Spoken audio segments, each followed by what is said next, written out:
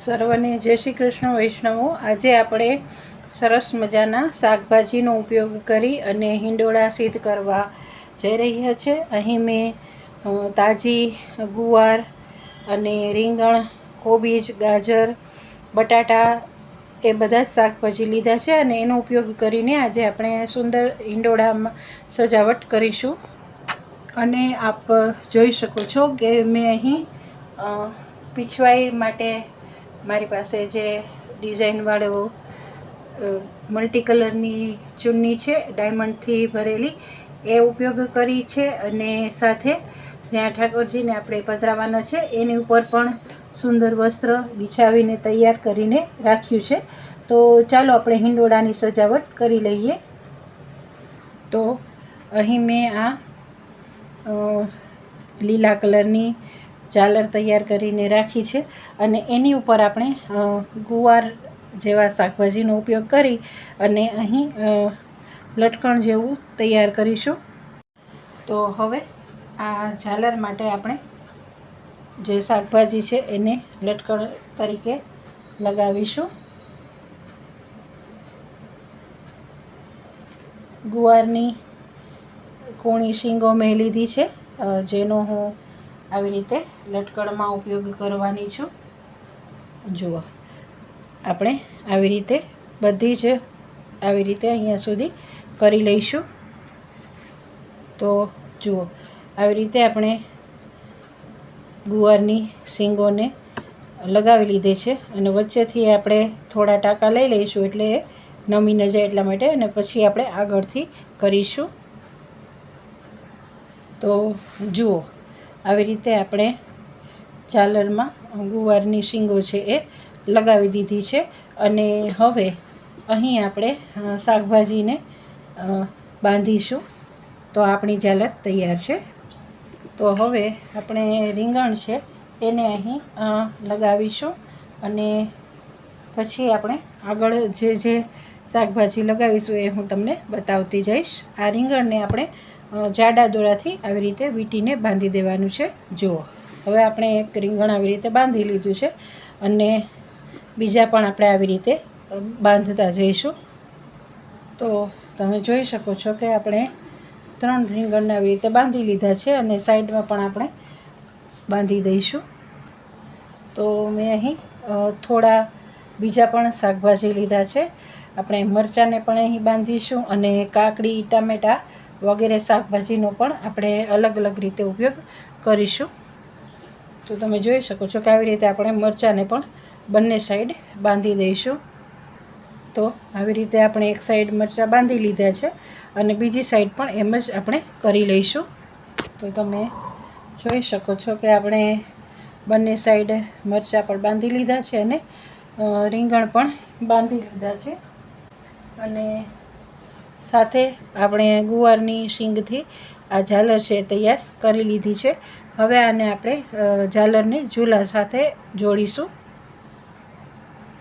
તો હવે આપણી ઝાલરવાળી ગુવારની જે શીંગવાળી ઝાલર તૈયાર થઈ ગઈ છે એને આપણે અહીં ઝૂલા સાથે જોડી દઈશું। તો આપણો શાકભાજીનો હિંડોળો તૈયાર થઈ ગયો છે અને હવે આપણે આની આગળની સજાવટ જોઈશું। તો અહીં મેં મરચાં, રીંગણ, કોબીજ, ટામેટાં અને કાકડી આગળ પધરાવી છે, સાથે કોથમીર પણ ધરાવીશું।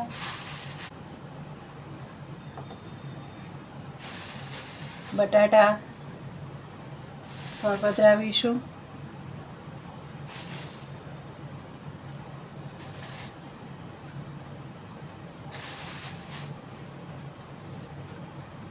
સાથે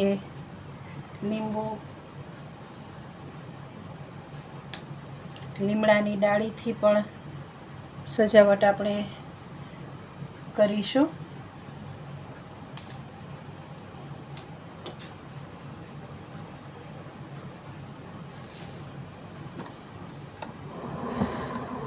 તમે જોઈ શકો છો કે આપણે બીજી સાઈડ પણ આવી જ રીતે સજાવટ માટે કરીશું.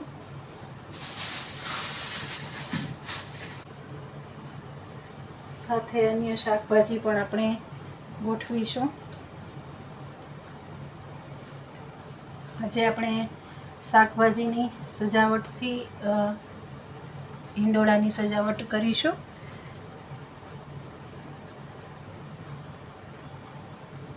તો હવે અહીં થોડી ગુવારની શીંગો પણ હું પધરાવું છું.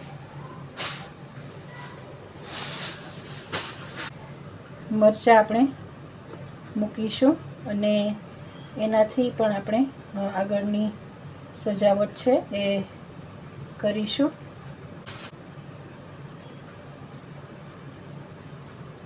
તો આજની સજાવટનો વિડીયો આપને કેવો લાગ્યો કોમેન્ટ કરતા રહેજો વૈષ્ણવો. અને બીજી સાઈડ પણ આપણે એવી જ રીતે મરચાંને ગોઠવીશું.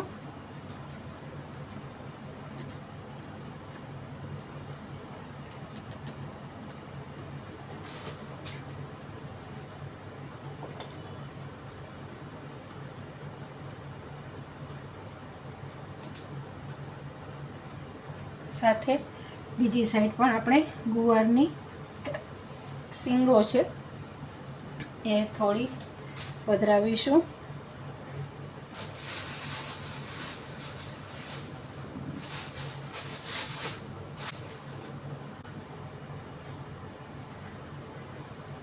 ટમાટા અને બટેટા પણ આપણે અહીં બંને સાઈડ મૂક્યા છે.